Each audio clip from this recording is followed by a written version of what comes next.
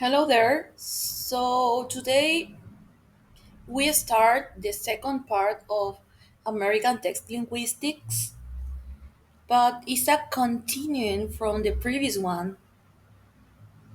We had lesson 6 in American text linguistic 1, and now we have lesson 7 in American linguistics text 2.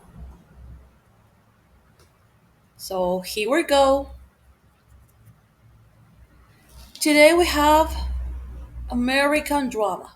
The American drama has a rich and varied history shaped by various period movements and genres. And now let's go into each aspect.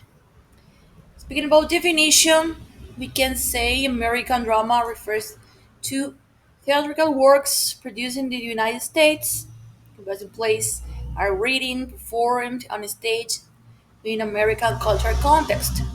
It often reflects the social, political, and cultural realities of American societies. Now we have some key periods and movement in history.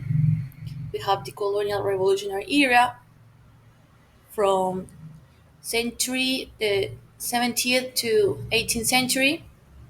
Here we can see the drama during this period primarily consisted of religious and moralistic plays. That could be an example of The Prince of Persia by Thomas Godfrey and The Contract by Royal Tyler. Then in the 19th century, we have the realism. This emerged as a dominant literary and theatrical movement, place aimed to depict ordinary life with accuracy, authenticity. We can include um, notable playwrights from August Wilson, Tennessee Williams, this is the most famous, and Arthur Miller. Next, we have the Harlem Renaissance from the 20s to the 30s. This cultural movement led to the emergence of African American voices in Indian theater. Significant playwrights include Lorraine Hansberry, A Rise in the Sun, and Langston Hughes Mulatto. The experimental theater is from the mid 20th century. Experimental movement like the theater of the absurd and the beat generation challenge traditional theatrical conventions. So some playwrights like Samuel Beckett, Winifred Goddard, and Edward Albee, who's afraid of Virginia Woolf, were influential. The last one from this list, we have the contemporary American drama, late 20th century to this present. This period witnesses a diverse range of styles and themes, including postmodernism, multiculturalism, and identity politics. Playwrights such as Tony Kushner, Angels in America, and David Mamet, with Glenn Close, have made significant contributions. So we had some background of the drama.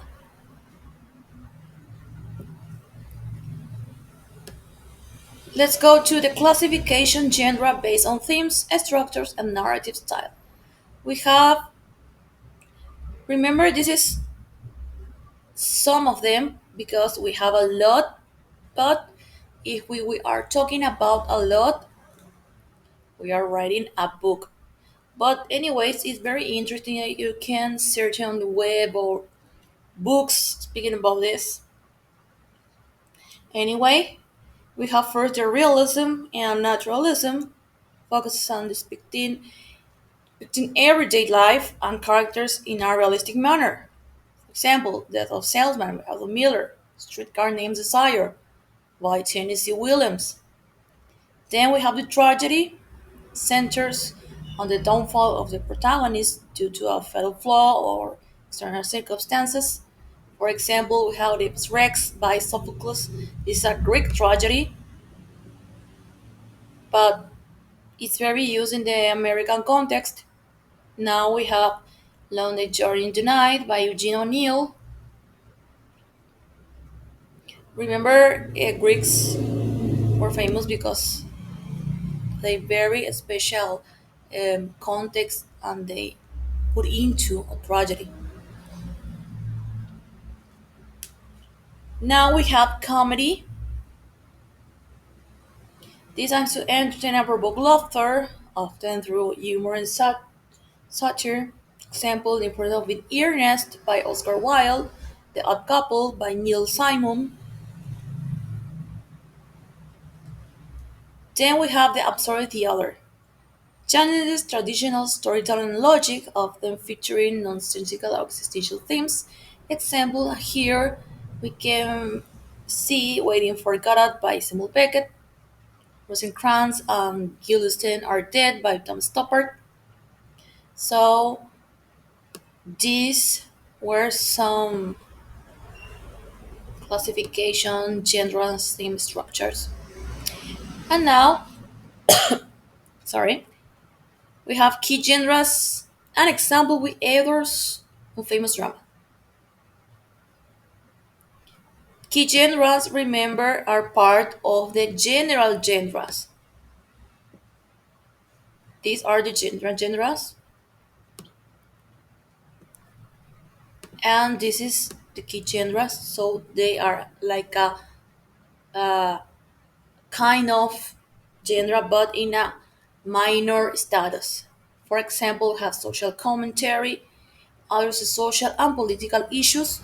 We can see here To Kill a Mockingbird. We were talking about a lot of this work, yeah, precious and wonderful work by Harper Lee. Then we have historical drama. Actually, we were talking about this historical part in the previous lessons.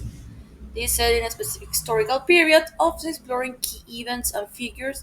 For example, we have Hamilton by Lin-Manuel Miranda. Then we have the musical theater. This incorporates song, of course, dance, and dialogue to tell the stories. For example, we have West Side Story by Leonard Bernstein and Stephen Sondheim. Domestic drama.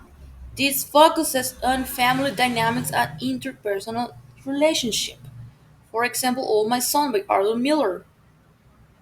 And the last one over here, we have fantasy science fiction theater. Could be both fantasy or science fiction. This explores speculative or futuristic themes. For example, The Glass Menagerie by Tennessee Williams. So remember, this is an overview and provides a glimpse into the diverse landscape of American drama. You can say, of course, showcasing its evolution, themes, and notable works across different periods and genres.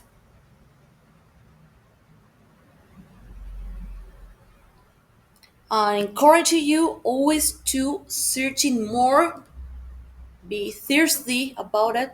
You have to be curious, thirsty of knowledge, not only what you are learning here with me or the university, you can open your mind that way.